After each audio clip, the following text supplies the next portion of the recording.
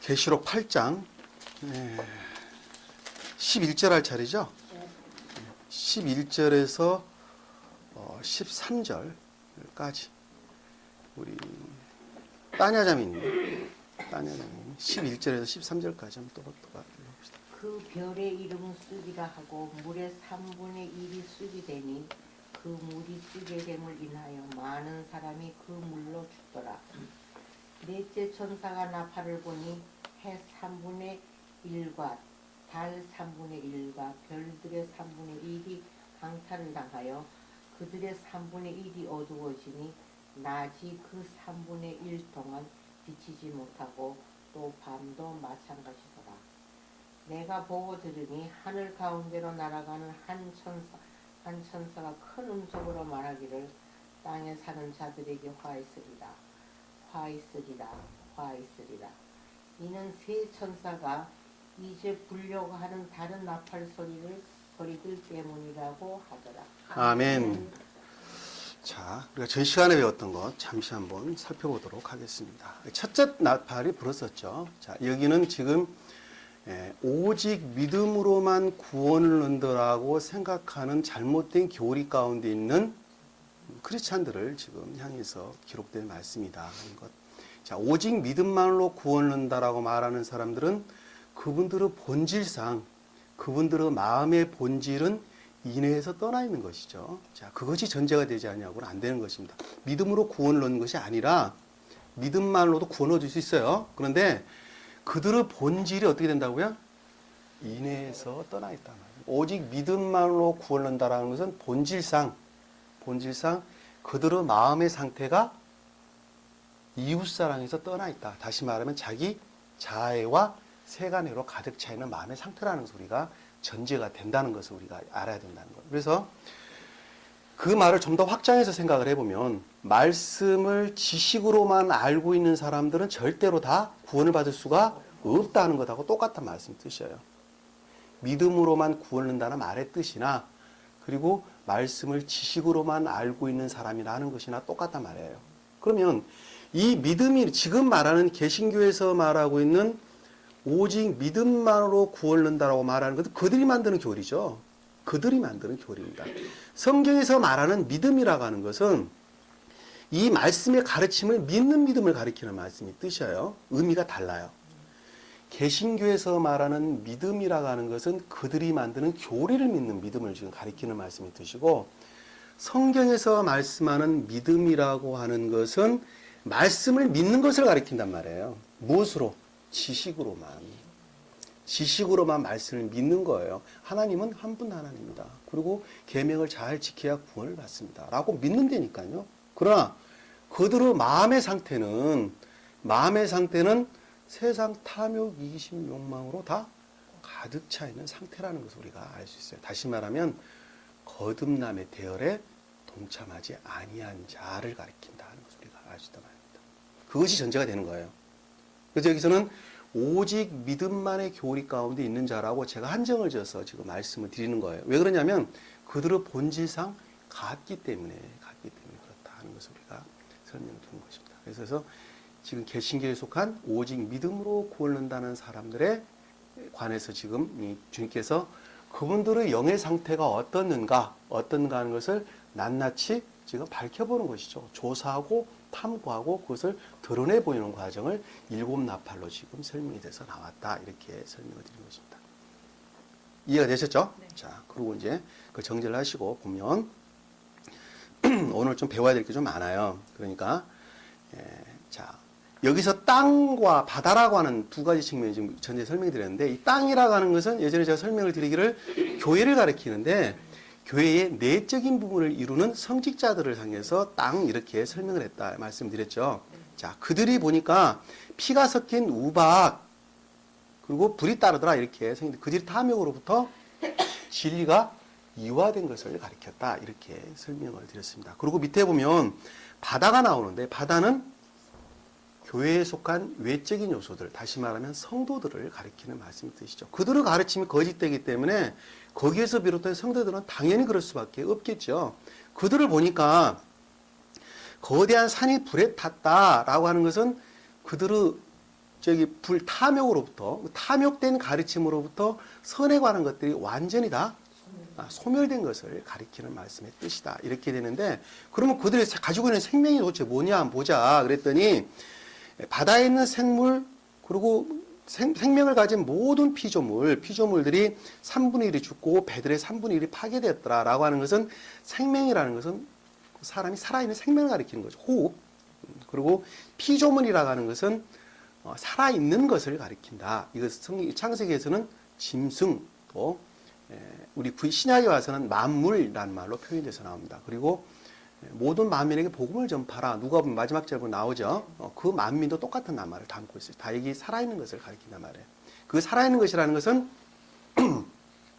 내 마음속에 말씀이 가르침으로부터 생명에 관한 것을 살아있는 것, 이렇게 이야기를 하는 거예요.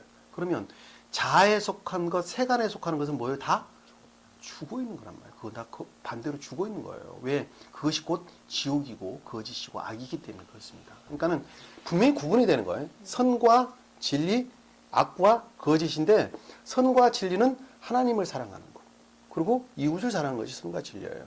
그렇죠? 그리고 악과 거짓은, 악은 나 자아를 가리키는 것이고, 거짓은 그것으로부터 비롯된 세간을 가리켜서 거짓, 이렇게 설명하는 것입니다. 구분이 정확하게 된다는 건. 여기서 보니까 생명을 가진 모든 피조물이 3분의 1이 죽고 라고 하는 것은, 3분의 1이라는 것은 모든 것, 다 한 개도 살아있는 것이 없는 상태를 가리켜서 3분의 1 이렇게 설명을 했다. 말씀드렸죠.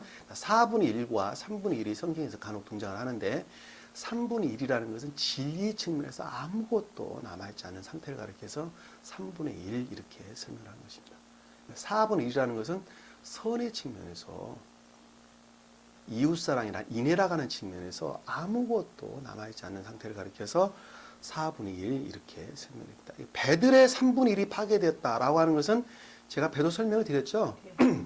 지식들이라고 제가 설명했어요. 왜 그러냐면 지식들로부터 선에 관한 영적인 생명들을 얻기 때문에 배라고 하는 것은 지식을 가리킨다라고 설명을 드렸어요. 그래서 배, 다시 말하면 지식이란, 말씀을 아는 지식이라는 측면에서도 아무것도, 단 한 개도 아는 것들이 없다. 완전히 소멸됐다. 제가 이렇게 살펴봤습니다. 그리고 10절에 보니까 세 번째 천사가 나팔을 부니, 자, 이 말씀으로부터 그들에게 각인되어 있는 생명이라는 차원에서 그들의 생명이 도대체 무엇이냐, 부르고 한번 봤단 말이에요. 나팔을 불었다라는 것은 그들을 조사하고 탐구해보고, 그리고 그 모습들을 드러내서 봤단 말이에요. 누가? 주님이 지금 보셨단 말이에요. 말씀이라는 것을, 이 말씀이라는 자막대를 딱 갖다가 그들을 영에다 딱 한번 대봤어요. 그랬더니 그들이 도대체 뭐가 있냐 한번 봤단 말입니다. 그랬더니 나팔을 분이라는 말 뜻입니다. 하늘에서 등불처럼 타는 금별이 떨어졌는데, 자, 등불처럼 탔다라고 하는 것은, 원래 등불은, 7등불은 제가 설명드렸죠. 보좌 앞에 있는 7등불은 주님의 신령 사랑에서 비롯된 지혜다, 이렇게 설명을 드렸는데, 반대의 뜻으로 등불처럼 탄 큰 별이 떨어졌다, 이렇게 설명이 됐단 말이에요. 다시 말하면 그대로 추론으로부터 큰 별이 떨어졌다는 것은, 진리를 아는 지식이 아무것도 없는 상태를 갖다 큰 별이 떨어졌다, 이렇게 지금 설명이 된 거죠. 별은 진리하는 지식이죠. 최후심판때 주님께서 말하기를, 해가 어두워지고 달이 빛을 내지 않냐고 별이 떨어졌다라고 하는 것은, 해는 교회에서 사랑이 없는 것을, 사랑이 소멸되고 없는 것을, 그 다음에 달이 진리가 없는 것을, 별은 선과 진리에 대한 지식이 없는 것을, 아무것도 남아있지 않은 것이 하늘에서 떨어졌다. 그것이 곧 최후심판의 징조였죠. 자, 종전교회의 멸망과 새로운 교회를 형성하겠다고 하는 주님께서 계시해 준 말씀의 뜻입니다. 여기서 보니까 별이 떨어졌다라는 지식이 아무것도 남아있지 않은 상태를 가리키는 말씀입니다. 그들의 강들이 3분의 1들이 일과 물들의 원천에 떨어지더라. 자, 강들의 3분의 1이라는 것은 진리 측면에서, 말씀에 대해서 아는 지식이 없으니까 진리 측면에서 완전히 다 소멸된 상태를 가리킨다, 이렇게 제가 설명을 드렸죠. 여기서 물들의 원천이라는 것은 물에서부터 교리다, 제가 이렇게 설명. 원천이라는 것은 우물을 가리키는 말씀의 뜻이죠. 원천은 우물을 가리키는 말씀의 뜻입니다. 그러니까는 물로부터 비롯된 진리로부터 비롯된 교리를 가르타 물들을 원천 이렇게 설명이 됐다는 것을 우리가 떨어졌다는 건 그것들이 다 소멸되고 없는 것을 가리키는 말씀을 뜻입니다. 자, 11절에 보니까 그 별의 이름은 쑥이라 하고 물의 3분의 1이 쑥이 되니 그 물이 쓰게 됨을 인하여 많은 사람들이 그 물로 죽더라. 자, 별의 이름이 쑥이라 했다는 것은 그들이 가지고 있는 지식은, 자, 별은 지식이라 그랬죠. 자, 그들이 가지고 있는 지식이 쑥이었다라고 하는 것은 쑥은 써서 못 먹죠. 다시 말하면 생명이 없어 이화되고 변질된 것을 갖다가 쑥 이렇게 설명했단 말입니다. 말하였음도 나오죠. 말하였음도 똑같은 의미를 담고 있는 것입니다. 주님께서 신포도주를 마시지 않으셨죠? 오늘 좀 살펴볼 텐데 그것도 똑같은 의미를 담고 있는 것이죠. 자, 쑥이라는 것은 써서 먹지를 못한다. 뭐가? 별의 이름이 쑥이었다라는 것은 그들이 알고 있는 지식의 상태가 상태라고 보니까 도저히 먹을 수 없는 이화되고 변질된 것을 가리키는 말씀의 뜻이라는 것을 우리가 쉽게 이해를 할 수가 있겠다. 이해가 되시죠? 네. 자, 그거는 자, 물의 3분의 1이 쑥이 되니, 자, 진리가 3분의 1이 어떻게 됐어요? 자, 물은 성경에서 진리를 가리킨다고 말씀드렸죠. 돌은 다 진리를 가리키는 말씀입니다. 가장 낮은 뜻으로는 진리에 대한 지식을 가리켜서 물 이렇게 설명하는 것입니다. 그러니까 진리에 대한 지식이라는 것 또는 진리라는 것이 어떻게 됐어요? 도저히 먹을 수가 없는 상태를 가리키는 것이 물이 3분의 1이 쑥이 되니, 자, 그렇게 설명을 하고 있단 말입니다. 자, 보니까 물이 쓰게 됨으로 인하여 많은 사람들이 그 물로 죽더라 라고 하는 것은 그것으로부터는 어느 누구도 생명을 가질 수가 없는 거죠. 죽었다 하는 것은 지옥을 뜻하는 것이죠. 생명을 가졌다는 것은 그분 마음속에 그 마음의 상태 안에 뭐가 이루어졌다고요? 천계가 살아있는 생명이 자리 잡고 있는 걸 가리키는데 다 죽었더라. 그 물로 다 죽더라 라고 하는 것은 그 거짓되고 이화된 모독된 다시 말하면 진리들이 이화되고 변질되는 것으로부터 어느 누구도 생명을 가질 수가 없는 죽어있는 상태였다 하는 것을 우리에게 지금 보여주고 있는 거예요. 지금 그렇죠. 지금 교회의 모습이 지금 그렇습니다. 그들은 절대 이 말씀으로부터 어떤 것도 그들은 지식들을 가지고 있지 않습니다. 뭐만 가지고 있느냐? 그들이 만든 교리만 있죠. 켈빈이 만든 교리만 가지고 있습니다. 켈빈이 만든 교리죠. 켈빈이 만든 교리만 가지고 있습니다. 바울서 신도 믿는 것 아니죠. 그들 또한 그들의 지식으로부터 다 비현질됐다는 것 우리가 베드로전서 후서에도 한번 봤죠. 베드로 사도께서 말씀하신 내용을 봤죠. 그들이 억지로 풀다가 그것도 다 망하는다고 베드로 사도께서도 그때 당시 이미 예언을 우리에게 해주셨단 말입니다. 사도 바울서 시는 자기가 억지로 풀다가 다 망할 것이다 이렇게 우리 말씀을 가르쳐 주셨다는 것 우리가 잘 알 수 있죠. 예, 쑥이라는 것이 맞을 수 없는 이화되고 변질된 것이다 하는 것을 우리가 말씀을 통해서 한번 찾아보도록 하겠습니다. 오늘 부활주일이고 해서 관계되는 구절을 제가 찾아보도록 하겠습니다. 자, 마태복음 27장 27절에서 38절 한번 봅시다. 27장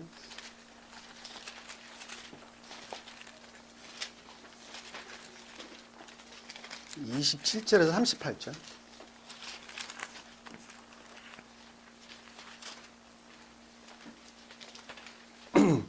(27절에서) 38절 말씀 보도록 합니다.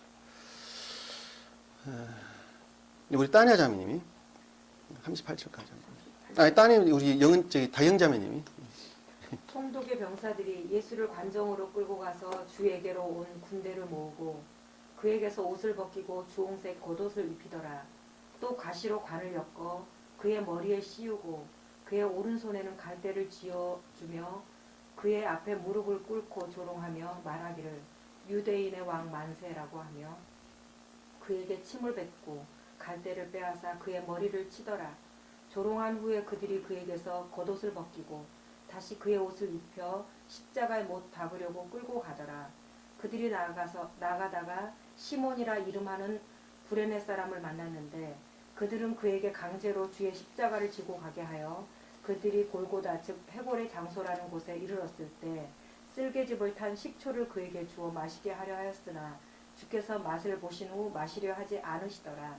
그들이 주를 십자가에 못 박은 후 주의 옷을 제비 뽑아 나누었으니 이는 선지자를 통하여 그들이 그들 중에서 나의 옷을 나누고 또 나의 속옷을 놓고 제비 뽑았나이다 라고 하신 말씀이 이루어지게 하려 함이더라. 그리고 그들이 거기 앉아서 주를 지키며 주의 머리 위에 이 사람은 유대인의 왕 예수라고 쓴 죄명을 붙였더라. 그때 두 명의 강도들이 주와 함께 십자가에 못 박혔는데 하나는 오른편에 또 하나는 왼편에 있더라. 아멘. 자, 봅시다. 오늘. 자, 총독의 병사들이, 자, 여기는 지금, 총독이 나오고, 헤롯 왕이 나오죠. 자, 여기서 보면, 총독이라고 하는 것은, 거짓에서 비롯된 악을 가리켜서 총독, 이렇게 설명이 되어 있어요. 그리고 여기는 지금, 유대가 나오죠. 유다. 예수님 제자 중에 유다가 나오는데, 이 유다는 유대 교회를 표징하는 것이죠. 자, 유다가 유대 교회를 표징한다는 건 어원이 같아요. 유다와 유대 교회하고는 어원이 같습니다. 유대라는 말은 주님의 사랑, 선이라는 측면에서 주님의 나라를 가리켜서 유대 교회에 이르는 것입니다. 그게 변질돼 가지고 악 가운데 빠진 상태를 가리켜서 유대 교회가 되는 것이죠. 성경에서 유대교회다, 이슬람교회다라고 하는 건 유대 땅이라고 하는 것은 주님의 나라를 가리키는 말씀의 뜻입니다. 근데 그것이 변질돼서 악 가운데 빠진 상태를 가리키는 것입니다. 이 총독이라는 것은 로마 총독이죠. 자, 로마 총독인데 이 로마 총독은 거짓에서 비롯된 악을 표징하는 것입니다. 자, 그 머릿속에 이걸 다 정리를 하시면 우리가 쉽게 이해를 하겠다. 자, 보면, 자, 이게 예수는 말씀으로서 주님을 가리키는 뜻입니다. 이 성경 말씀으로서 주님을 가리켜서 예수, 근데 인애라고 하는 측면에서, 선의 가르침이라는 측면에서 말씀으로서 주님을 가리켜서 예수 이렇게 설명을 주고 싶습니다. 다시 이거 제가 이것을 신령 인성으로서 주님이다 이렇게 설명이 됐죠. 그분이 지금 예수라고 이름이 등장해서 나온 거예요. 상태를 바꾸시면 돼요. 캐릭터가 지금 바뀌었어요, 지금. 자, 총독이라는 것은 거짓에 부른 악을 가리킨다. 예수라는 것은 인애라는 측면에서 말씀으로서 주님을 가리킨다. 이렇게 말이 바뀌었어요. 자, 그럼 그걸 머릿속에 담고, 자, 밑에를 쭉 보면 여러분들이 쉽게 이해를 하시라고 봅니다. 자, 총독의 병사들이, 자, 거짓에서 비롯된 악에 속한 여러 가지, 자, 악으로부터 비롯된 여러 가지 것들이죠. 병사들이라는 것, 그때 수정두는 것들이니까. 거짓에서 비롯된 악인데 그 악으로부터 비롯된 여러 가지 거짓들이 있었단 말이죠. 근데 병사들이죠. 병사들이 예수를 관정으로 끌고 가서 자, 예수를 관정으로 끌고 갔다는 것은 인애에 속한 것들을, 말씀의 가르침에 속한 인애에 속한 것들을 어디로 갔냐면 끌고 갔다. 이 말씀의 뜻은 관정은 곧 집을 가리키는 말씀의 뜻이죠. 우리 마음 속에. 성경에서 집은 다 우리 마음을 가리킨다고 그랬죠. 의지 측면에서 우리 마음을 가리켜서 다 집 이렇게 설명이 되어 있습니다. 그러니까 예수를 관정으로 끌고 갔다라고 하는 것은 모독시키기 위한 준비죠, 지금. 자, 인애에 관한 것, 말씀의 가르침, 선이라는 측면에서 말씀의 가르침에 대해서 지금 모독하기 위한 지금 준비 작업이 지금 되고 있는 것을 우리가 알 수 있어요. 가서 주에게로 온 군대를 모으고 라고 하는 것들은 지금 거짓에 속한 것들이 하나로 모아졌죠. 자, 하나로 모아졌어요. 그러니까 거짓에 속한 교리를 가리키는 말씀의 뜻을 군대 이렇게 설명이 될 수 있죠. 거짓된 교리에 대한 가르침, 거짓된 교리 이런 것들을 지금 가리키는 것입니다.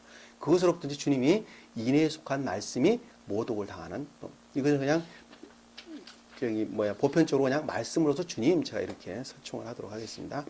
그에게 옷을 벗기고, 자, 주님으로부터 옷을 벗겼다라고 하는 것은 진리들이 어떻게 됐다고요?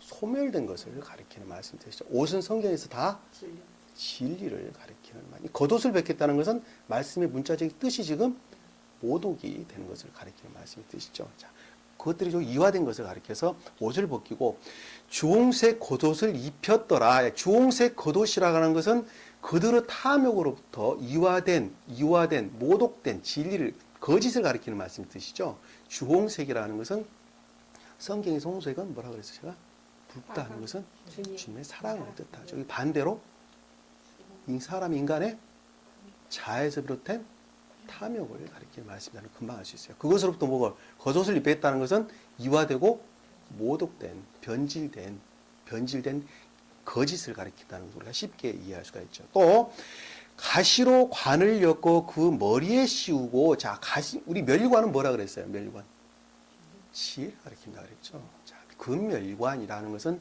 주님의 사랑으로부터 비롯된 지혜를 가리키는데, 반대로 뭐를 씌웠냐면 가시멸관을 씌웠다라고 하는 것은 주님의 신령 진리에 대한 모독을 가리키는 말씀의 뜻이죠. 밑에 보니까 머리라는 말이 나왔기 때문에 신령 사랑에서 비롯된 신령 진리에 대한 모독을 가리켜서 그 머리에 씌우고 이렇게 설명됐답니다. 그의 오른손에 갈대를 쥐어주며, 오른손은 성경에서 주님의 능력을 가리키죠. 무엇에 대한 능력이에요? 선으로부터 비롯된 주님의 능력을 가리키는 것입니다. 주님의 사랑으로부터 비롯된 주님의 능력을 가리켜서 오른손 이렇게 설명. 근데 그 손에 뭐를 쥐어줬냐면 갈대를 쥐어줬어요. 갈대. 자, 이 갈대라는 말은 어원을 보면 막대기 뭐 이런 거, 또 줄기, 아주 연약한 줄기 이런 뜻을 담고 있는 것을 가리키는 것입니다. 또 지팡이라도 경우에 따라서는 이게 표현이 돼서 나오고 그럽니다. 그러니까 다시 말하면 주님의 능력을 거의 없이 여긴 것을 가리킨다는 것을 우리가 알 수 있어요. 그것이 갈대를 쥐어줬다 이렇게 설명이 되는 것이죠. 그렇죠? 금방 이 상태의 개념으로 바꾸셔야 돼요. 제가 지금 말씀드리는 것은 문자적인 뜻으로부터 영적인 뜻들을 도출을 해내는 것입니다. 그러니까 여러분들이 문자적인 뜻으로부터 영적인 뜻을 이렇게 도출을 해내는 거예요. 그분은 어떤 사람이 열 수 있느냐?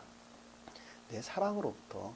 주님이 내 마음 가운데 사랑이 잘 잡고 있다면 그 주님께서 그 말씀의 뜻이 무엇인가 하는 것을 깨닫고 이해할 수 있도록 인도를 하신단 말이에요. 아시겠죠? 그 말씀의 뜻이에요. 자, 그러니까 오른손에 갈대를 쥐어주며 그의 앞에 무릎을 꿇고, 자, 무릎을 꿇었다는 것은 겸비를 가리키는 말씀이죠. 근데 그것을 조롱했다라고 하는 것은 선에 관한, 진리에 관한 것들을 없이 여긴 것을 가리키는 말씀 뜻이죠. 우리가 주님께 겸비했다는 말은 주님은 곧 선과 진리, 그 이상 그 이하도 아니죠. 주님 사랑과 사랑에서 비롯된 지혜, 그 두 가지가 쪼갤 수 없는 곧 하나로 결합되어 있는 상태죠. 그리고 주님 자신을 가리키는 말씀의 뜻이에요. 주님 자신, 그러니까는 사랑 그 자체는 그 모양을 지혜로 드러낸다 그랬죠. 그러니까 지혜와 사랑은 띄워놓고 설명할 수 있어요, 없어요? 없는 거죠. 자, 여기서 그러니까 무릎을 꿇었다라는 것은 선과 진리에 대한 겸배를 가리키는데 그것을 조롱했다는 것은 그것을 업신여긴 것을 가리키는 말씀의 뜻이라는 것을 쉽게 알 수 있어요. 말하기를, 자, 그런 것들에 대해서 생각하기를, 업신여기면서 생각하기를, 말하기를, 지각하기를 유대인의 왕 만세라고 했다. 유대인의 왕이라는 것은 신령 선과 신령 진리에 대한 완전한 모독이라는 뜻이죠. 만세라는 것은 이거 좋아서 만세가 아니죠. 지금 보면 좋아서 만세가 아니라 완전히 그것들을 갖다가 어떻게 비꼬고 멸시하고 무시한 그런 것을 가리켜서 유대인은 왕 만세다라고 했다. 이렇게 지금 설명을 하고 있는 것입니다. 이거 지금 굉장히 중요한 겁니다. 여기 아니면 어디서 들을 수 없는 거예요. 정신 바짝 차리세요.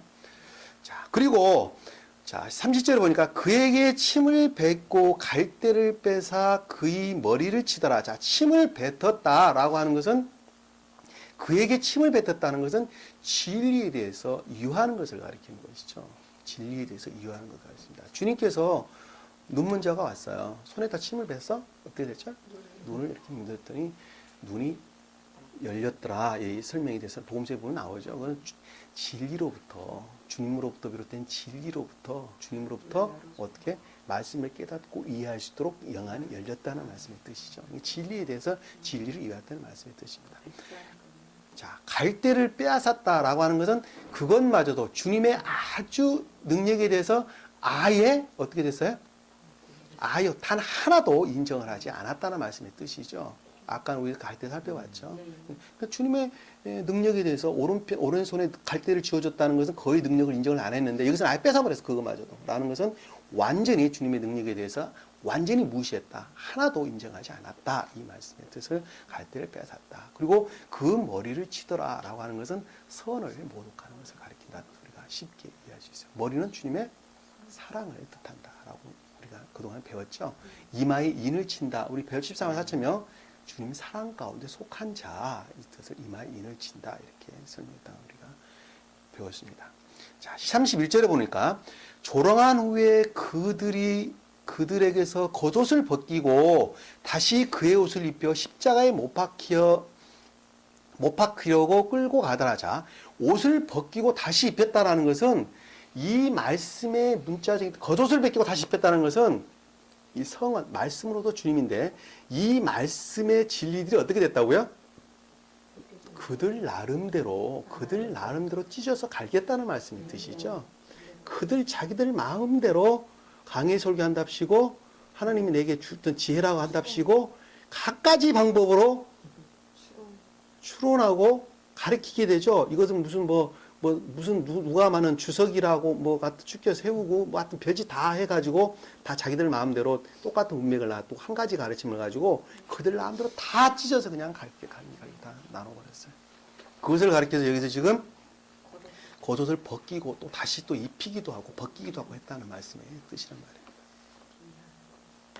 겉옷을 벗기고 다시 그 옷을 입혀 십자가에 못 박았다라는 것은 완전히 십자가에 못 박았다는 것은 완전히 어떻게 됐어요? 완전히 이 말씀이 문자적인 뜻마저도 모독된 것을 지금 가리키는 말씀 뜻이 십자가에 못 박았다 이렇게 지금 못 박으려 끌고 갔더라 이렇게 지금 설명이 되고 있는 것입니다. 지금 교회가 그렇죠. 지금 완전히 거기는 주님이 절대 계시겠어요? 안 계시겠어요? 나라도 도망가겠죠. 그렇죠? 나라도 도망갑니다. 절대 계시지가 않습니다. 그대로 탐욕들만 그 자리에서 이리떼들만 한마디로 말하면 우글거리고 있는 그런 모습인 것을 우리가 아주 쉽게 매스컴을 통해서 잘 듣고 있습니다. 그들이 나아가다가 시몬이라고 이름하는 구레네 사람들을 만났는데, 자, 여기서 시몬이 나왔네. 나아갔다라는 것은 좀 더 깊이 빠진 것을 지금 가리키는 것이죠. 나아갔다라는 것은 이 원어를 보면 동사로 쓰여졌어요. 동사의 복수로 쓰여져 있습니다. 헬라의 원어를 보면 그 말의 뜻은 나아갔다는 것은 좀 더 아래로 지금 떨어져 있는 상태를 가리키는 말씀의 뜻입니다. 이 시몬이라고 하는 이름은 그냥 시몬이라고 하는 영의 상태를 가리키는 것이죠. 영의 상태인데 그것이 성품이 지금 구레네 이렇게 설명을 했어요. 그들의 성품이고 구레네 이렇게 설명했는데 이 시몬이라는 이름은 자 시몬은 헬라 원어를 보면 헬라 원어는 문둥병자를 가리키는 말씀의 뜻입니다. 근데 이것을 히브리어를 보면 시몬과 같은 말입니다. 시몬. 자, 시몬이라는 말은 아들은 레아의 두 번째 아들이죠. 두 번째 아들. 레아의 두 번째 아들. 이 시몬이라는 말씀의 뜻은 그 원어를 보면 듣다, 청종하다, 순종하다라는 말을 가리켜서 시몬 그랬죠. 자, 그러니까 이 말씀의 뜻이 뭐냐면 시몬이라는 이름하는 구레네 사람을 만났는데 라고 하는 것은 우리 지각하고 그 다음에 순종하는 것은 의지 측면에서 고백하는 것을 가리키는 것이죠. 의지 측면에서 고백하는 거예요. 지각한다, 순종한다 하는 것은 우리 의지 측면에서, 믿음은 이해 측면에서 오는 것이죠. 자, 앞에 우리가 13절에서 겉옷을 벗기고 그 옷을 입혀 십자가에 못 박았다는 것은 말씀의 가르침, 곧 이해의 측면에서 완전히 어떻게 됐어요? 완전히 주님께 속한 것이 아무것도 없는 소멸된 상태를 가리키는 말씀의 뜻이고, 밑에 시몬이라는 말은 우리 의지 측면에서 완전히 소멸된 상태를 가리키는 말씀의 뜻입니다. 자, 이름하는 구레네 사람을 만났는데 그들을 그에게 강제로 주의 십자가를 지고 가게 하더라. 자, 의지 측면과 이해 측면 어떻게 했어요? 지금은 완전히 그들은 완전히 주님에 속한 것들이 아무것도 없는 상태를 가리켜서 지금 32절에 말씀을 좀 하고 있다는 것을 우리가 금방 알 수 있어요. 그 결국 무엇으로부터 그랬던 거예요, 지금? 무엇으로부터? 잘못된, 거짓된 교리 가르침, 곧 거짓에서 비롯된 악으로부터, 이렇게 잘못된 교리 가르침으로부터 그들이 그렇게 이화되고 변질됐다는 것을 우리가 쉽게 알 수가 있는 것입니다. 자, 33절에 보니까 그들이 골고다 즉 해골의 장소리라는 곳에 이르렀을 때, 자, 이르렀다는 것은 그와 같은 상태를 가리키는 거예요. 지금 이르렀다가는 장소는 성경에서 지금 그와 같은 영의 상태죠. 근데 영의 상태가 무엇을 가리켰냐면 해골이라는 장소를 가리켰어요. 그것이 곧 골고다 이렇게 설명했는데, 골고다 곧 해골의 곧이라는, 골고다라는 것은 이스라엘 지명 이름이죠. 다시 말하면 예루살렘 근처에 있는 어떤 곳이에요. 그건 사람을 사형시키는 곳을 갖다가 골고다 그랬어요. 예루살렘에서 근처에 있는 어떤 장소를 가리키는 말씀의 뜻입니다. 근데 그것이 곧 뭐라고 말했냐면 해골의 곳이다 라고 하면, 해골은 우리 두개골을 가리키는 거죠. 다시 말하면 살은 아무것도 없는 뼈만 앙상하게 남아있는 것. 다시 우리 뼈가 뭐라 그랬죠, 성경에서?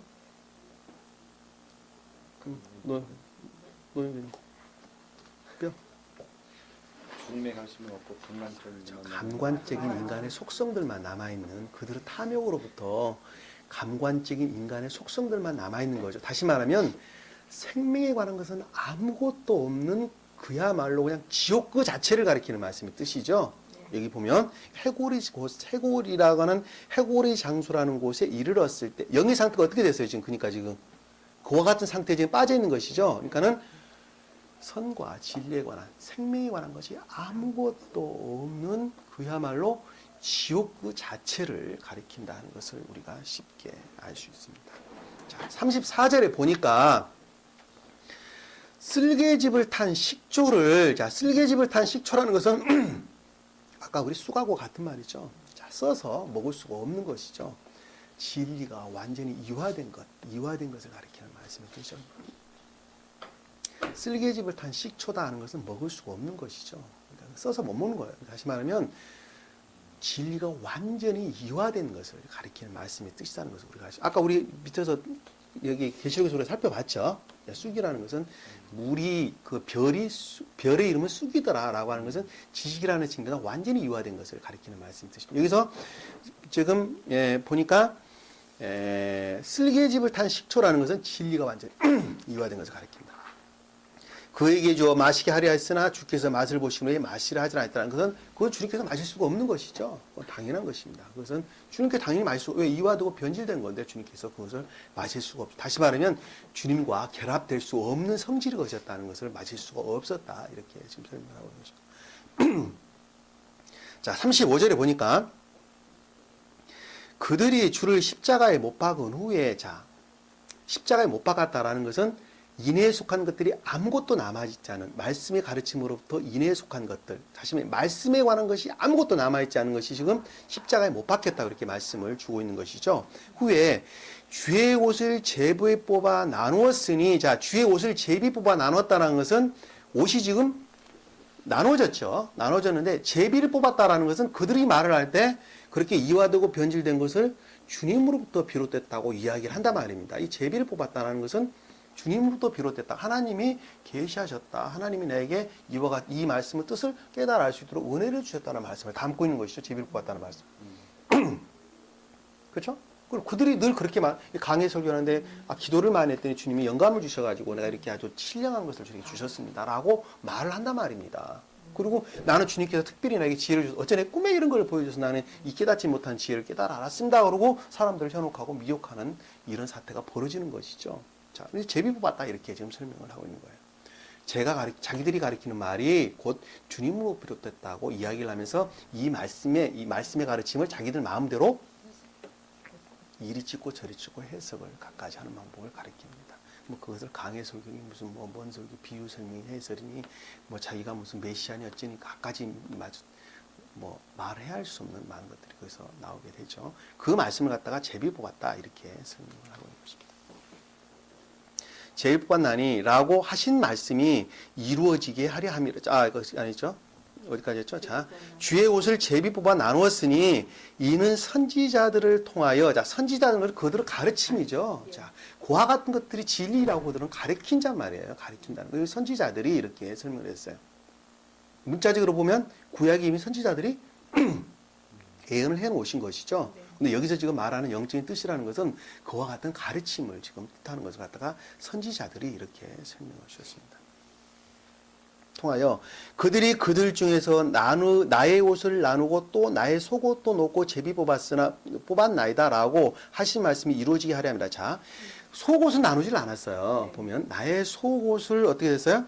나의 속옷을 놓고 제비를 뽑았다라고 한 말씀은 속옷은 나누어지지 아니하고 한 사람이 제비 뽑아서 가졌죠. 한 사람이 뽑아서 가졌다라는 것은 말씀의 영적인 뜻은 그들이 알지를 못하기 때문에 온전히 보존되었다라는 말씀의 뜻이죠.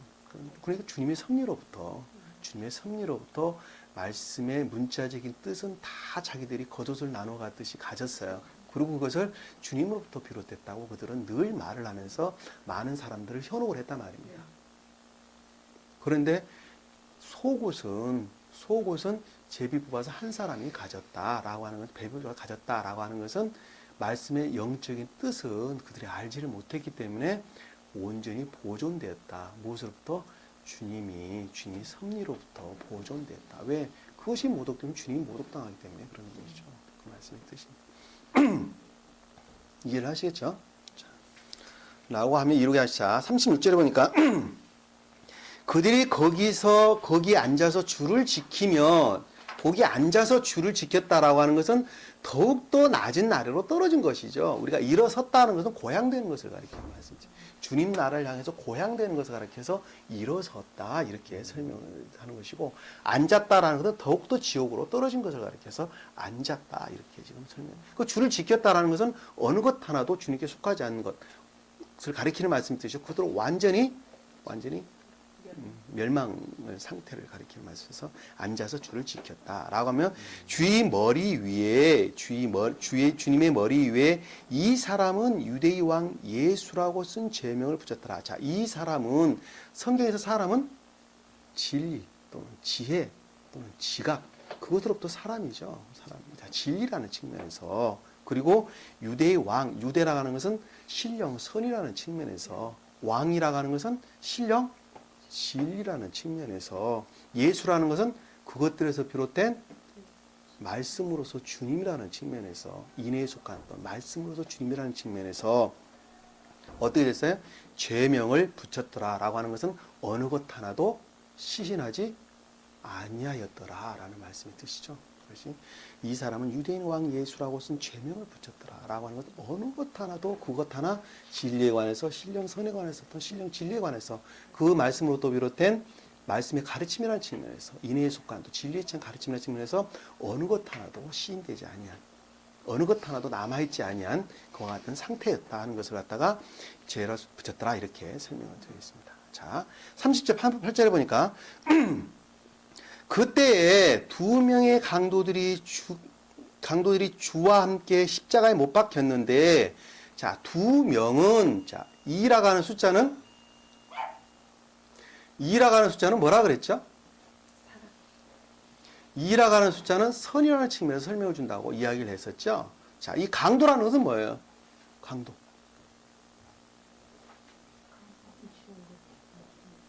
도둑이 강도죠. 도둑놈이 강도입니다. 자, 성경에서 우리 십계명에서 도둑이 뭐 한다고 그랬죠? 도둑. 십계명에서 도둑질 하지 말라. 뭐라 그랬어요? 주님 것을 내 것 삼는 자를 도둑이라 그랬죠.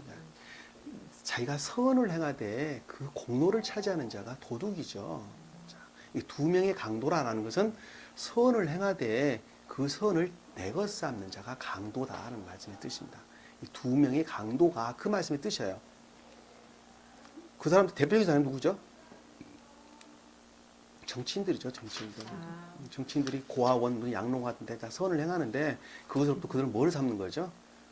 자기 탐욕을 채우는 것이죠. 그 공로 삼는 거예요. 그리고 여러분들이 선을 행하되 그것을 자기 공로를 내세우는 자, 그 자를 갖다가 강도, 도둑 이렇게 설명. 십계명 중에서 도둑질하지 말라는 말씀의 뜻이죠. 선을 행하는 것으로부터 그 선을 주님 것이 아니라 내 것 삼는다 말이에요. 그걸 갖다가 도둑, 강도 이렇게 설명을 했다 말입니다. 두 명의 강도들이 주와 함께 십자가에 못 박혔는데 라는 것은 그것으로부터는 어떻게 된다고요? 지옥으로 떨어진다 라는 말씀이 십자가에 못 박혔다 이렇게 지금 설명하는 것이죠. 그러니까 자기가 선을 행하되 그것으로부터 나이가 공로를 찾는 자 또한 지옥으로 떨어지는 것이죠. 근데 그 밑에 보니까 구원할 수 있는 방법을 우리에게 일러줬어요. 보니까 그 밑에 보니까 하나는 오른편에 라고 하는 것은, 하나라는 것은 주님의 능력으로부터 온전한 선 안에 있는 자가 이 뜻이죠. 일이라는 것은 주님 자신을 가리키는 것이죠. 그러니까 오른편은 주님의 능력을 가리킨단 말이에요. 그러니까 하나라는 것은, 하나는 오른편이라는 것은 주님의 능력으로부터 온전한 선 안에 있는 자는, 선이 곧 주님부터 비롯된다는 걸 시인하고 그와 같은 삶 가운데 사는 자는 그 주님의 능력 가운데 있는 자죠. 있는 자, 오른편에 있고 또 하나는 왼편에 있더라. 자, 그 자는 구원을 받는다는 말이고 또 하나는 왼편에 있다라는 것은, 하나는 완전히 늘 자기 공로만 주장하는 자를 반대의 뜻으로 왼편에 있다라고 하는 것은 곧 지옥에 자기 공로를 주장한다는 지옥에 떨어진다는 말씀의 뜻이죠. 자, 우리 보면 양은 오른편에, 염소는 왼편에, 선을 행하는 자는 천국으로, 주님의 능력으로부터 천국으로, 그 다음에 믿음만의 교리에 있는 자는 지옥으로 그 얌소는 왼편에 이렇게 나누었다. 오른편은 양에게 주님께서 일러 말씀하시기를 창세 때부터 예비하신 나를 찾아라 이렇게 설명을 하죠. 그대로 곧 천국으로 간다는 주님의 말씀해 주십니다. 아시겠죠? 자, 그럼 여기 보니 이거 우리 이거 두 강도에 대해서 여러분들 많이 시시콜콜 이야기가 많은데 이 말씀 정확하게 이해를 하셨으면 좋겠다. 하나는 오른편이라는 것은 능력으로부터 선을 행하는 자, 주님의 능력으로 선 안에 있는 자. 왼편은 자기 공로를 주장하는 자다. 그것도 지옥에 떨어진다는 것을 우리가 알 수가 있죠. 자, 선의 공로에 관해서 알 수 있습니다. 자, 여기가 지금 십자가에 못 박혀 주님께서 지금 못 박히신 죽으신 그런 장면이 되는 것이죠. 자, 이 말을 우리가 하나로 종합해서 보면 어떤 경우냐면 종전교회, 유대교회의 완전한 멸망을 지금 우리에게 보여주고 있는 것이죠. 자, 유대교회에서 그들이 가리키는 말씀이라는 것은 생명에 관한 것이 아무것도 없는 상태를 가리킨단 말이에요. 다시 말하면 그 교회가 선에 관한 것이 아무것도 없는 최후의 상태를 가리킨다는 것을 알 수 있어요. 자, 종전교회의 멸망은 곧 새로운 교회의 시작이죠. 내가 죽는 것은 새로운 삶의 시작이죠. 자, 여기서 주님께서 사흘 후에 부활하신 장면이 나오는데, 자, 여기까지가 우리가 지금 배운 것이, 오늘 잠깐 배운 이것이 종전교회의 완전히 멸망된 상태에 대해서 우리가 지금 봤어요. 그리고 주님께서 십자가에 못 박아 죽으셨단 말이에요. 그리고, 자, 종전교회, 유대교회가 완전히 멸망을 하고 난 다음에 주님께서 다시 부활을 하셨죠. 자, 부활을 하셨는데, 누구에게 나타났어요? 유대인들 앞에 나타났어요? 안 나타났어요? 주님은 제자들 이외에는 나타나지 않았어요. 유대인들 앞에 나타나지 않았어요. 제자들에게만 나타났어요. 다시 말하면 주님의 12 제자는 뭐라고 했어요? 제가? 교회에 속한 모든 것이라고 말씀드렸죠. 다. 교회에 속한 모든 것, 자, 그들에게 나타났다라고 말하는 것은 신령 진리로서 교회에 속한 모든 것들을 가리킨다는 것을 우리가 알 수 있어요. 다시 말하면 신령 진리에서 비롯된 것으로부터 인애에 속한 삶 가운데 사는 자가 교회란 말이에요. 교회. 그래서 그 가운데 나타나는 거예요. 다른 사람이 나타나지 않았단 말이에요. 아시겠죠? 자, 그러니까 여기서 주님께서는 죽으시고 부활하셨다라고 하는 것은, 부활하시고 제자들 앞에 나타났다라고 말씀을 하는 것은 종전교회가 멸망이 되고 주님으로부터 비롯된 신령 진리로부터 새로운 교회가 형성이 됐어요? 안 됐어요? 됐단 말입니다. 제자 앞에 나타났다는 새로운 교회가 형성이 됐다는 것을 우리에게 지금 가르쳐주고 있단 말입니다. 아시겠죠? 자, 그러니까 유대 교회가 주님과 결합될 수 있는 성질의 것이 아무것도 없는 상태에서 주님께서는 인간들을 사랑하셨어요. 근데 지옥에 떨어질 이 인간들 너무 불쌍히 여기셨단 말이에요. 그래서 손수 육신의 모습으로 이 땅에 오셨죠. 오셔서 영화 되시는, 우리 방금 읽었던 이와 같은 고통 가운데에서 지옥을 정복을 하셨단 말입니다. 지옥을 정복을 못했다면 이분은 부활 안 하시고 지옥으로 떨어졌겠죠. 당연히. 그러나 그것을 다 정복을 하셨기 때문에 부활을 하셨죠. 그리고 영계에서 새로운 천계를 형성을 하게 되는 것입니다. 주님이 부활하신 것으로부터 어지럽게 난잡해져 있는 천계를 그 질서를 바로 잡으셨죠. 질서를 바로 잡으셨어요. 그러면 부활하시기 전에 천계가 없었습니까? 있었다니까요. 어떤 천계만? 천적인 주님의 사랑으로만 결합될 수 있는 천적인 천계만 있었어요. 이 천적인 천계만 있었는데 그 뒤에 주님께서 부활을 하셔서 어지럽게 너저분하게 널려있는 영계를 그 진리로부터 정리를 쭉 하시고 영적인 천계가 생기셨단 말이에요. 아셨죠? 영적인 천계가 생기고 자연적 천계가 생겨서 우리는 그 주님으로부터 비롯된 진리가, 그것이 곧 신령 진리라고 우리가 이야기를 하는 거예요. 아시겠죠? 주님 자신을 가리켜서는 천적인 천계라고 말을 했고, 그 다음에 천적인 천계에서 비롯된 것으로부터 이루어진 천계를 가리켜서 영적인 천계, 자연적 천계, 곧 우리가 말하는 천계를 가리키는 말씀의 뜻이란 말입니다. 이해가 되세요? 예. 자, 그것으로부터 우리는 진리의 빛을 받을 수가 있는 것이죠. 그러니까 주님께서 부활하지 않으셨다면 우리는 구원을 할 수가 있어요, 없어요? 아무도 구원을 할 수가 없는 것이다. 그래서 주님께서는 부활을 하셔서 반드시 제자들 앞에만 그래서 나타나신 거예요. 그것이 비유죠. 왜 제자들 앞에만 나타나셨을까? 다른 데는 안 나타나고. 그분이 만약에 정말 사람 눈에 보이는 사람으로 나타났단다면 그 중에 유대인들이라도 봤을 거 아니에요. 제사장이나 뭐 여러 바리새인들도 봤을 거 아니에요. 근데 아무도 못 봤어요. 오직 주님만 보셨단 말이에요. 제자들만 보셨단 말이에요. 제자들이 보셨다는 것은 그들이 영안이 열렸다는 것을 우리가 알 수가 있습니다. 자, 꼭 가긴 가셨는데 몰랐을 거예요. 그죠? 자, 그러니까 자, 부활을 하셔서 제자들 앞에 나타나셨는데 제자들 앞에서 나타나셔서 주님께서 하신 일이 있단 말이에요. 자, 그것을 우리가 한번 더 찾아보도록 하겠습니다. 자, 누가복음만 볼게요. 누가복음 24장 42절 볼게요. 24장 42절. 24장 42절. 42절에서 53절. 42절에서 53절까지 우리 따냐 자매님이 좀 빠른 속도로. 따냐 자매 우리 따냐 자매 좀 빠른 속도로 읽읍시다. 누구라고요? 네. 그들이 구운 생선 한 토막과 그다음에 벌집을 조금 드리자 그것을 받아서 그들 앞에서 드시더라. 또 그들에게 말씀하시기를 이런 것이 내가 너희와 함께 있을 때 말했던 바 모세의 율법과 선지자들과 시편에 나에 관하여 기록된 모든 것이 이루어져야 한다던 그 말이니라 라고 하시고 그때 그들의 지각을 열어 성경을 깨닫게 하시더라. 또 그들에게 말씀하시기를 그리스도가 고난을 당한다는 것과 죽은 자들로부터 셋째 날에 살아나는 것이 기록되었으며 또 그렇게 되어야 마땅합니다. 예루살렘에서 시작하여 모든 민족 가운데 그의 이름으로 회개와 죄사함을 선포하여야 하리라. 너희가 이런 일의 증인이니라. 보라, 내가 내 아버지께서 약속하신 것을 너희 위에 보내노라. 그러한 높은 곳으로부터 능력을 입을 때까지 예루살렘 도성에서 기다리라 하고 하시더라. 주께서 그들을 베다니까지 데리고 나가시어 두 손을 들고 그들에게 축복하시더라. 주께서 그들에게 축복하실 때에 그들에게서 떠나 하늘로 올라가시니라. 그들이 주를 경배하고 기쁨이 충만하여 예루살렘으로 돌아와 계속 성전에 있으면서 하나님을 찬양하고 송축하더라. 아멘. 네. 자, 봅시다. 자, 그들이 구운 생선 한 토막을 벌집을 조금 드리자. 자, 주님이 이제 부활하셨어요, 지금. 3일 만에 부활하셨어요. 좀 죽으시고 난 다음에. 그러니까 종전교회가 완전히 멸망을 당했어요. 멸망을 당하고 지금 주님께서 부활하셔서 제자들 앞에 나타나셔서 새로운 교회가 지금 형성이 됐습니다.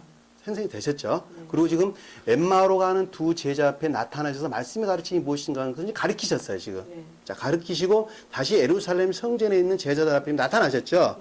나타나시고 난 다음에 제자들을 향해서 야, 구운 생선 좀 달라. 그래서 지금 드시고 난 다음에 하신 말씀이란 말이에요, 이 말씀이. 뭐 정리되셨죠? 자, 볼게요. 자, 그들이 구운 생선 한 토막과 벌집을 조금 드리자. 자, 생선은 우리 겉사람에 속한 감관적인 것을 가리키는 말씀의 뜻이죠. 자, 겉사람에 속한 감관적인 것. 그것이 지금 주님과 결합되어 있는 상태를 가리킨다는 걸 우리가 알 수 있어요. 창세기 배우신 분들 쉽게 이해가 가죠. 우리 마음속에 주님이 지금 자리를 잡았어요. 가장 마음속에 깊은 우리 마음속에 자리를 잡았는데 이것이 우리 겉사람이라고 하는 감관적인 측면까지 주님께서 지금 결합되어 있는 상태라는 것을 우리가 알 수가 있단 말입니다. 그 제자들이 나타나서 지금 결합이 된 상태예요. 신령 진리에서 비롯된 교회, 인애에 속한 삶 가운데 있는 자들에게 나타났단 말이에요. 그것이 12제자래요. 인애에 속한 삶 가운데 사는 자가 12제자라는 것. 그것이 꼭 교회예요, 지금. 그들에게 결합이 됐어요. 그런데 그것이 생선을 다른 건 먹을 거 없어요. 하필이면 생선을 달라고 그러시겠냐고. 그게 아니라 감관에 속한 가장 외적인 우리 감관적인 부분까지 주님께서 이미 결합된 상태를 지금 우리에게 보여주시기 위해서 생선을 드셨단 말입니다. 아시겠죠? 그리고 여기 보니까 벌집이라는 것은 그것들에 대한 기쁨이죠. 기쁨을 뜻하는 것입니다. 자, 그것을 받아서 그들 앞에 드시더라. 먹었다는 것은 결합을 가리킨다고 제가 설명을 드렸죠. 그리고 지금 주님께서 말씀을 하시기를 이런 것이 내가 너희와 함께 있을 때 말했던, 자, 지금 내가 먹는 이 모습이 너희와 함께 있을 때 말했던 바, 모세의 율법과 선지서들과 시편에 나에 관해서 기록된 모든 것이 자, 모세율법, 모세오경을 가리키는 것이죠. 예. 자, 성경 말씀의 가르침이라는 것이 선지서들은 예언서들을 가리키는 말씀의 뜻입니다. 시편도 지금 나온 똑같은 성경 말씀이죠. 그러니까 구약에서 가르치는 성경 말씀이 가르치는 모든 것들이라는 것이 바로 내가 생선을 먹는 것을 가리키는 말씀의 뜻이라는 뜻이죠. 다시 말하면 주님과 결합된 인에 속한 삶에 대해서만 설명을 하고 있다는 말씀의 뜻이에요. 그것이 곧 주님께서는 내가 너희를 사랑한 것 같이 이웃을 사랑하라 이렇게 설명을 주셨단 말입니다. 그리고 목숨을 다해서 하나님을 사랑하라. 그리고 내 몸과 같이 이웃을 사랑하라. 이것이 온 율법과 선지자의 강령이다. 이렇게 설명했단 말이에요. 그 말씀을 지금 또 하고 계시는 거예요. 여기서. 네? 그것이 뭐냐면 우리 마음 깊은 곳에 자리 잡고 계셨던 주님이 사랑으로 계셨던 그 주님이 그 진리로서 그 모습을 드러내고 그 진리가 우리 가운데 임유를 하셨어요. 선을 본질로 임유를 하셨어요. 그래서 가장 외적인 감관적인 부분까지 전유된 상태. 그것이 곧 말씀의 가르침의 전부 다다. 그것이 곧 거듭난 자를 가리키는 말씀의 뜻이죠. 창세기로 보면 몇째 날에 이게? 여섯째 날. 영적인 교회를 이루는 여섯째 날을 가리키는 말씀의 뜻이에요. 천천히 다시 한번 우리 마음 깊은 곳에 살아오고 계신 주님이 진리로서 그 모습을 드러내셨어요. 진리로서 그 모습을 드러내셨고 그 진리로부터 비롯된 신령 진리로부터 비롯된 인애에 속한 삶 가운데 사는 자. 그 자를 지금 가리키는 말씀의 뜻이라는 거예요. 그 말씀의 뜻이 지금 여기서 끝이 온 율법과 선지서들과 시편의 가르침이 전부 다라고 지금 말씀을 하고 계신단 말입니다. 다시 말하면 말씀의 가르침은 그거 이외에는 너에게 가르쳐 주는 것이 없다는 말씀의 뜻이란 말입니다. 그것이 성경 말씀의 가르침의 뜻이라는 거예요. 그거 이외에는 너에게 가르칠 바가 없다는 말씀의 뜻이죠. 자, 그때 그들의 지각을 열어서 제자들의 눈을 열어 성경의 가르침이 무엇인가 하는 것을 깨닫게 하셨다. 자, 그때 제자들이 그때 그동안 알았어요? 몰랐어요? 몰랐는데 새로운 교회가 형성되고 주님이 내 안에 오시니까 자, 주님의 사랑이 내 안에 오니까 주님의 사랑으로부터만 말씀을 깨닫고 이해한다고 제가 늘 말씀을 드렸죠? 진리로부터는 말씀을 알 수 없어요. 내 마음속에 주님의 사랑이 자리 잡으니까 그것으로부터 말씀이 가르침이 무엇이다는 것을 깨닫고 알았단 말입니다. 그것을 가르쳐서 여러 성경을 깨닫게 하셨다. 이렇게 설명합니다. 아셨죠? 자, 46절로 넘어가고 시간이 없으니까 다 볼게요. 47절로 넘어갑니다. 에루살렘에서 시작하여 모든 민족 가운데 그의 이름으로 회개와 제사함이 선포되어야 하리라. 자, 주님께서 오시는 이제 명령을 하신 거예요. 제자들에게 명령을 하셨는데 에루살렘에서 시작했다라는 것은 영적인 교회를 가리키는 말씀이 뜻이죠. 내 마음속에 지금 영적인 교회가 생겼어요. 내 마음속에 영적인 교회가 생겼어요. 제자들에게 명령을 하는 거예요. 내 마음속에 영적인 교회가 성생했어요. 선과 진리로부터 영적인 교회가 생겼습니다. 그러니까 생명에 관한 것들이 충만하게 됐어요. 자, 그러니까 그 밑에 민족이라는 말이 좀 나오는데 민족은 성경에서 다 선의 측면에서 기록이 되는 것입니다. 그러니까 에루살렘, 다시 말하면 진리에서 비롯된 선 가운데 있는 자를 민족 이렇게 설명하는 거예요. 아시겠죠? 영적인 교회, 영적인 선을 가리켜서 지금 에루살렘 이렇게 설명했단 말입니다. 그 가운데라는 것은 주님으로부터 비롯됐다는 말씀의 뜻을 가운데 이렇게 설명이 됐죠. 그의 이름으로 회개와 제사함이라는 것은, 자, 이름이라는 것은 에루살렘에서 시작하여 모든 민족 가운데 주님의 이름으로 라고 하는 것은 주님의 사랑과 지혜로 또는 선과 진리로 또는 인애와 믿음으로, 그게 주님의 이름이죠. 주님의 이름이에요. 사랑과 지혜 또는 선과 진리 또는 인애와 믿음, 그게 주님의 이름이에요. 그 주님의 이름 자체예요. 이름은 주님의 상태를 가리키는 말씀의 뜻이라고 제가 설명드렸죠. 제가 좀 시간이 없어서 말이 좀 빠른데 좀 천천히 하겠습니다. 자, 그의 이름이라는 것은 주님께 속한 모든 것을 가리킨다. 자, 회개와 제사함이다. 라고, 회개는 뭐예요? 자, 주님의 이름으로부터 악을 버리고 선을 행하는 것이 회개죠. 악을 버리고 선을 행하는 것이 회개입니다. 회개가 입으로 앉아가지고, 주님, 제가 어저께 죄 졌습니다. 정말 죄송합니다. 앞으로 죄 지지 않겠습니다. 그게 회개가 아니라는 거예요. 아니고, 우리 삶의 측면에서, 삶이라는 측면에서 악을 버려야지. 내가 악을 깨닫는 순간이니까 악을 버려야 되죠. 그리고 무엇을 해야 되는 거예요? 선을 행하는 거예요. 그것을 갖다가 회개에 이른다. 죄사함이라는 건 그것으로부터 생명을 얻는 것이죠. 그게 죄사함이죠. 그것이 죄가 사함이 되는 거예요. 다시 말하면, 악을 버리고 선을 행하는 것으로부터 우리가 생명을 얻는 것이 죄사함이 되는 것입니다. 그러니까 회개와 죄사함이 선포되어야 하리라는 건 반드시 그렇게 이루어져야 한다는 말씀의 가르침이라는 것을 우리가 알 수가 있죠. 정말 오묘하죠. 주님께서 우리에게 주신 말씀은 이와 같이 정말 오묘합니다. 낱말 하나하나에 그 의미들을 다 담고 있습니다. 자, 밑에 보니까 40절에 보니까 보라 내가 아버지께서 약속하신 것을 너희 위에 보내노라. 자, 아버지께서 약속하셨다는 것은 신령선으로부터 반드시 결합이 이루어진다는 말씀의 뜻이죠.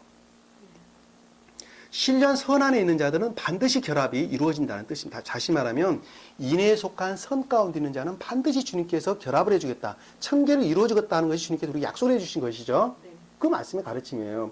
말씀의 가르침으로부터 선 안에 사는 자는 반드시 구원하겠다. 청계로 인도하겠다는 것이 주님의 약속이 있죠. 약속하신 것을 너희 위에 보내노라 라는 것은 위로부터 비롯됐다는 것. 그러나 높은 곳으로부터 능력을 입을 때까지 라고 하는 것은 주님으로부터 진리 안에 있을 때까지가 능력 안에 있는 것이죠. 다시 말하면 진리에 속한 선 안에 있을 때까지가 능력 안에 있는 자예요. 높은 곳은 주님이 계시는 것이죠.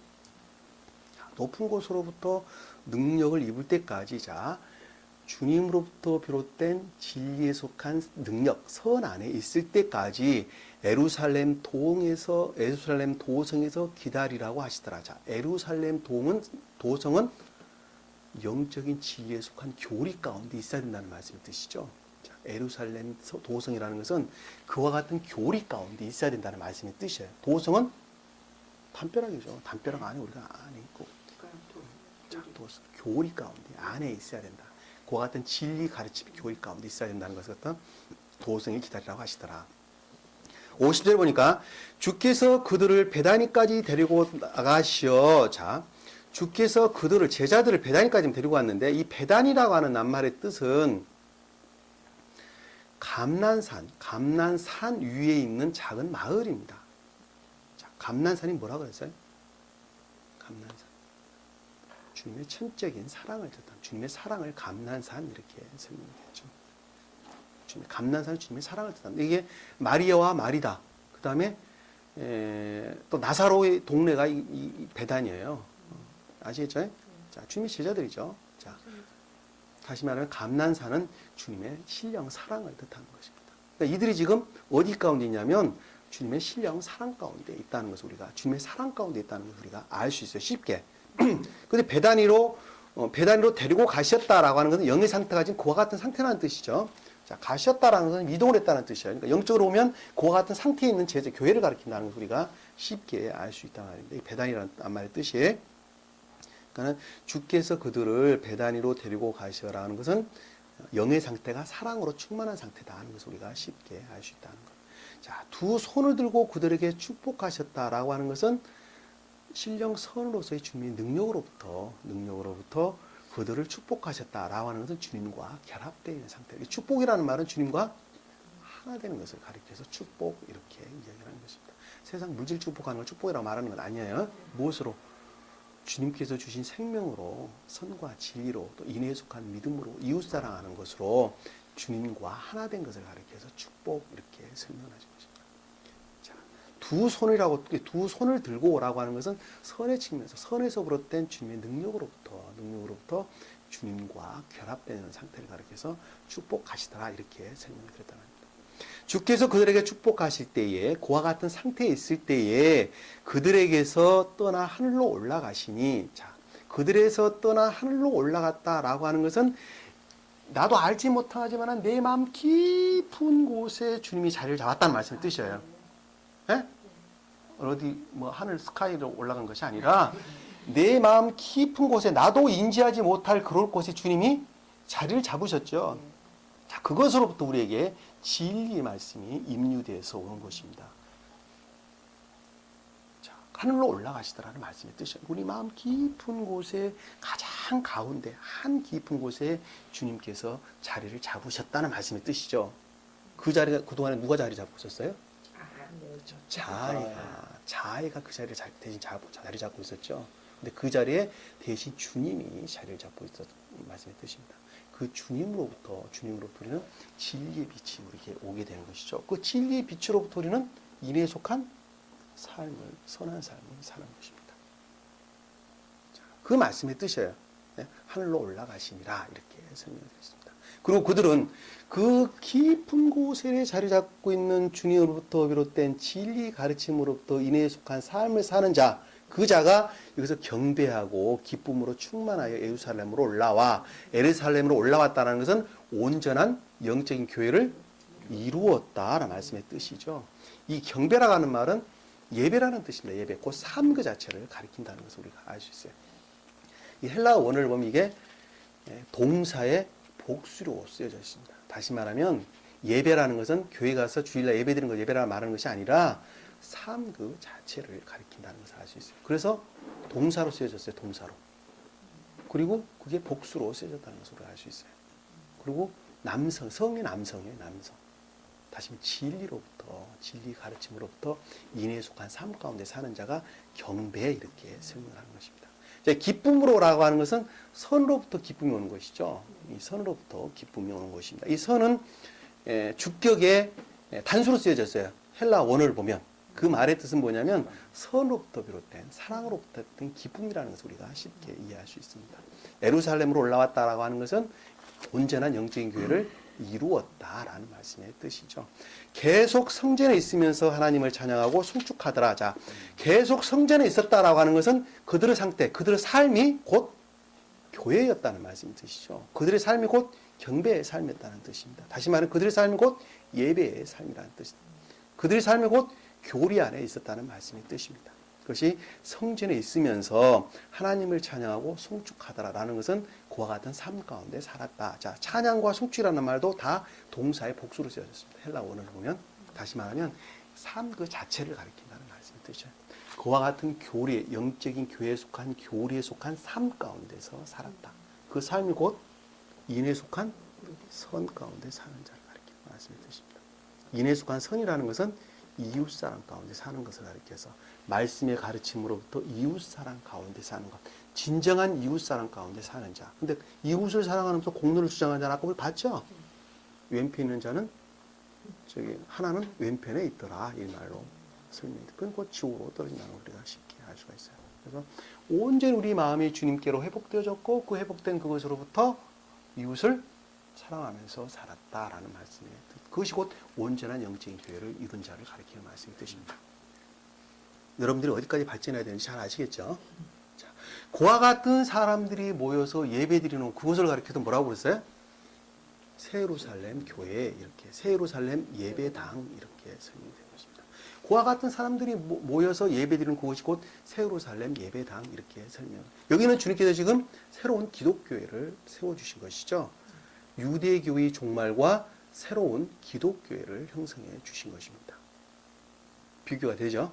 자, 지금으로 보면 지금 오직 믿음만의 교리에 속한, 다시 말하면 인해에서 분리된 믿음 가운데 있는 자들은 그들의 종말을 지금 고하는 장면이 지금 우리 계시록을 통해서 지금 일곱 나팔을 통해서 배우고 있죠.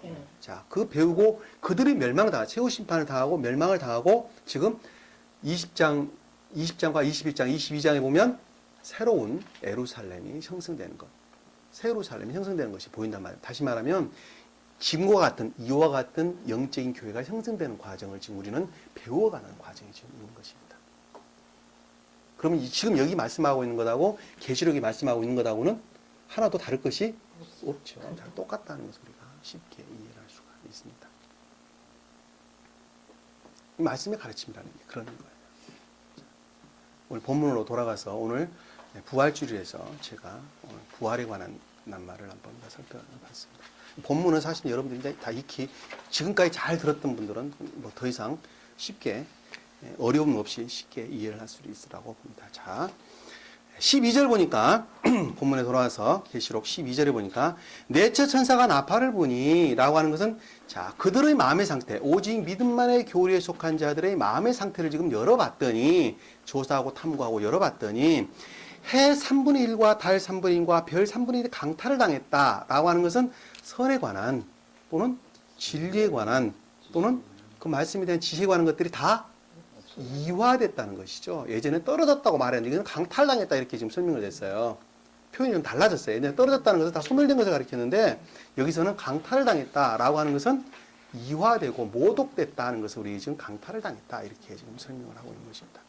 그다 당하여 그것들을 3분의 1이 어두워지니 라고 하는 것은 선에 관한, 진리에 관한, 또 진리의 지식에 관한 것들을 아무것도 모르는 상태로 지금 바뀌었다는 말씀의 뜻이죠. 그것이 어두워졌다. 이렇게 설명을 하고 있단 말입니다.